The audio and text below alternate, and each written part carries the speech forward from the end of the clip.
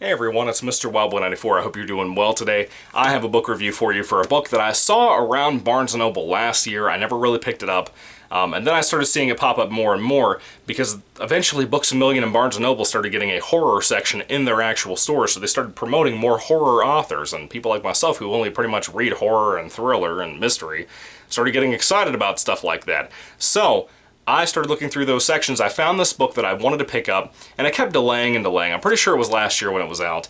And about 4 months ago, I finally picked this book up. I've been so excited to read it for December. Secret Santa by Andrew Schaefer. Look at this cover, man. It's a very eye-grabbing cover. I saw this. It was very 1980s, like a Richard Lehman type of cover, or like an old Dean Koontz monster Christmas book or something. I don't know.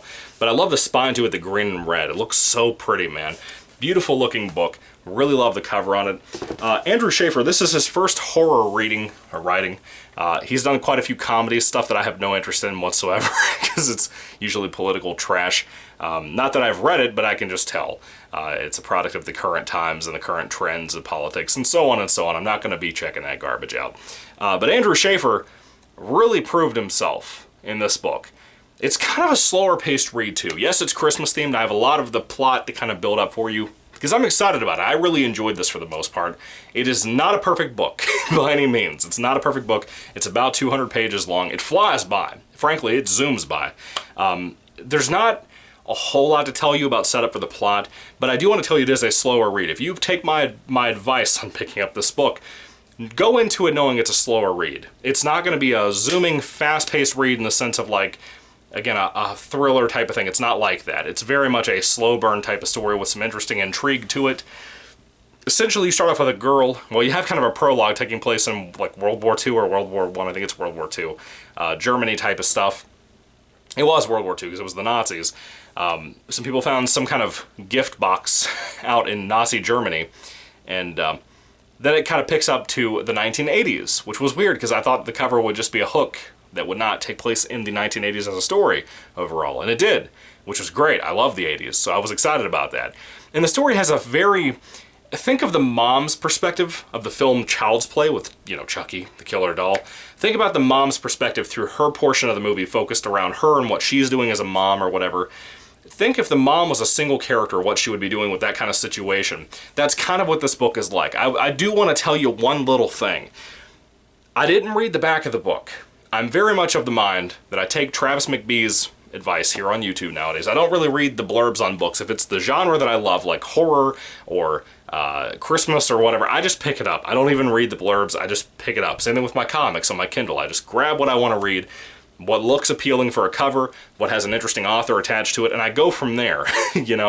I don't really read reviews or read the blurbs or anything back of the book to really get into the story. I don't want too much spoiled for me. Sometimes too much is given to you. And this is a great example of a book you should not read the blurb of. It's going to spoil a lot of stuff for you. Yeah, I'm going to tell you a little bit of the plot. I don't want to tell you too much. I will tell you this part. The Secret Santa gift on the cover.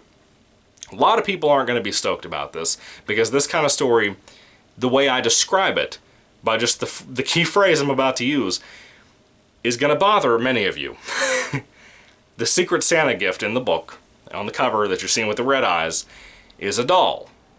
Now, immediately you're probably thinking, well, here we go again. The billionth killer doll story. No, I promise you it is not that. It's a different take on that, but with some other elements that are way more in the forefront of the story than any of the doll stuff, right? The doll is just an interesting aspect to this story. It turns out to be one that the main character, Lucy, happened to have back when she was a kid. Like I said, most of this book takes place in the 80s. You don't have like the portion of the story about somebody going online and researching stuff about whatever they're involved with or whatever company they're involved with. Anyway, Lucy herself goes to a job interview at a company. She used to be an editor of some sort. She mostly came out of horror, by the way, like a traditional horror, again, Richard Lehman type of thing. And this particular publishing house she just joined up to go for an interview for pretty much considers that schlock. And I think she was laid off or something like that from that company too that she used to work at. Most people were. And she goes to this place pretty much as soon as she walks into the interview. The guy's like, nope, I've already decided, get out. You're not even worth interviewing. And as she has a small argument with this man and makes him basically look at her portfolio, her resume and all that, he has a heart attack after she pretty much falls over and knocks this doll, like, again, what she had when she was a kid from her grandmother from Germany. This man dies of a heart attack, and she happens to be there to try to help him with his pills and whatnot at the time. His son comes into town, named Digby, and Digby decides to run the company. He has a small conversation with her at one point. I think it was outside of the hospital that that his dad was in when he passed away. And Digby, pretty much, as he gets to know her, says, you know what, I know where your background came from, whatever, as the more I've talked to you, I want you to go ahead and come into the company starting Monday or whenever, Wednesday, I don't know, whatever day it was supposed to be. And I want you to find me the next Stephen King. And they keep referencing Stephen King. Now, mind you, there's some great references, whether it be to horror, whether it be to some other Christmassy type of things. There's so many great references in here, so many cool little nods to certain things. At one point, they go into a bookstore, and she picks up the latest Stephen King, and there's a killer clown discussed. So you can guess what book it's talking about. And it's great. I love how you have so many great references to things like that. I think Gremlins is mentioned in here at one point. The cover's very Gremlins-esque for that matter. There's so many great little horror things brought up in here that I enjoyed so much. And just as a horror fan, I appreciated that so much.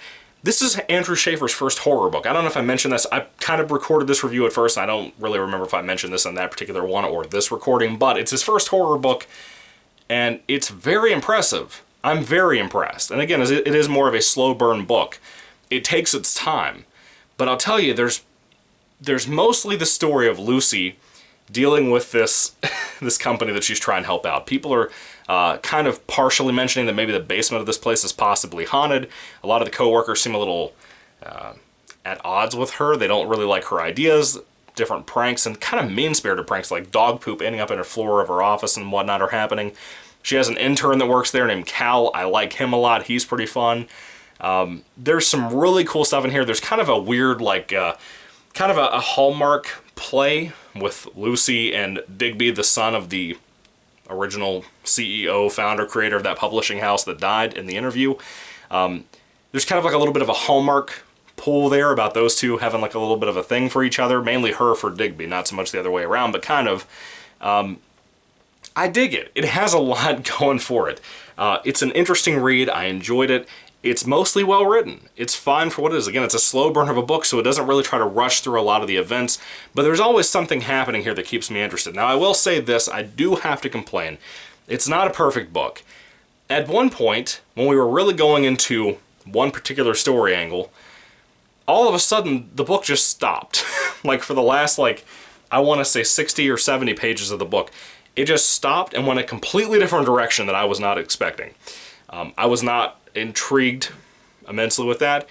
It led to a relatively satisfying finale of the book, I guess, to an extent. Not extremely, but sort of, kind of. I was not happy with the direction most of this book went in its finale, I gotta be honest with you. When the third act really boots up, or the second act ends or whatever, it kind of loses itself for what it was originally into what it's becoming. It feels very much like a more tame Bentley Little book, you know? And I guess that could be Andrew Schaefer's own style now, and that could be cool. You know, if he does more, I'll read it, whatever. It was odd. It was an odd read, but I enjoyed a lot of it. If not most of it, I enjoyed. When there is gore, it's there and it works. It's not extreme, it's not like a splatterpunk type of thing, but there is some gore there. Very few times because the book is a slow burn. There's also a writing character in here, a writer, author character in here that used to work with Lucy at her old publishing house. He's talking about this new vampire book he wrote called Transylvanian Dirt. He's trying to kind of get her to read that. It may possibly be his best novel he's ever written. He wants her to check it out. And I forgot the character's name off the top of my head. It's been a few days since I read this, but I love that character. He's great. He's a really fun character when he's in the book, and I like him a lot. This is not a typical body count book. This is not one of those types of things. It's just a very different type of Christmas book. It's a very different type of Christmas horror book. It's a very different type of horror book for that matter. I would say the pacing is a little bit off, but it's also trying so hard to be different that it works in its own unique way. I know that's all hard to say and it all sounds contradictory. Maybe I'm wrong. Maybe it is all contradictory. Maybe it doesn't feel as natural to you guys or as organic to you guys as it does to me. But to me, it all worked. I actually really enjoyed most of this book. Again, not all of it. I have my problems, but I enjoyed most of the book. I think it's mostly well written, too. It's got some cool things in here. And I gotta give Andrew props when I see it. I mean, it's got some great stuff that I really dig, and I really recommend the book to you. Secret Santa is not perfect. I was worried about the whole doll angle as soon as that was revealed in here.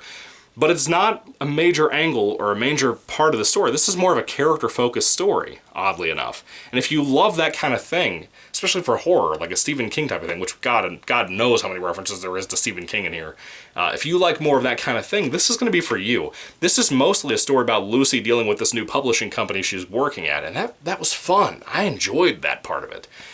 That was my most intrigued part of the whole book, was her and her problems with the coworkers and whatnot. Do I love the book? No, absolutely not. But do I really like it? Yeah, absolutely. I really dug this. It was definitely above average. It was very unique. Like I said, I keep trying to use that word for this when I talk about it with people in my life, like my wife. It's a very unique read, and I recommend it to people. Even if you're not a horror fan, you might find something really cool in this. It's just that beginning of the third act that I'm not crazy about. That was a weird direction to take it. Got a little out of hand, but I think over time Andrew really pulled it back into play. I think he really pulled it back into control in a good way, and it worked. It was one of the rare examples of a book almost being ruined by a terrible choice either from the publisher themselves or from the writer himself trying to be different, and it almost failed. It almost destroyed the book, but it didn't for me. I have good memories so far of this. I really dug this. I will say, the epilogue to the book is absolutely awful. I get it, I understand it, but the execution of it seems like a complete rush job, in my opinion. You could have totally made a sequel or something that would have worked better than that epilogue we got here. Anyway, Secret Santa by Andrew Schaefer. Have you read this book? What did you think about it? Put your thoughts and comments down below. I would love to hear what you guys have to say about this interesting little read. It's something so different. I've never read anything like it. It has little portions of things here and there from other writers and other stories I've read before, but it's very different for a 200-page little Christmas horror. Anyway, what are your thoughts? Put them down below. If I had to rate this book on a 5-star basis, I think I would give Secret Santa about a 3 out of 5 stars. It was a really good read. I enjoyed it. I had a fun time, and I'm glad I read it. I'm glad I bought it, for that matter. It was a good one to pick up. I bought it in a big haul of all kinds of other stuff. And anyway, thank you for watching. Put your thoughts down below. Merry Christmas. God bless you, and goodbye.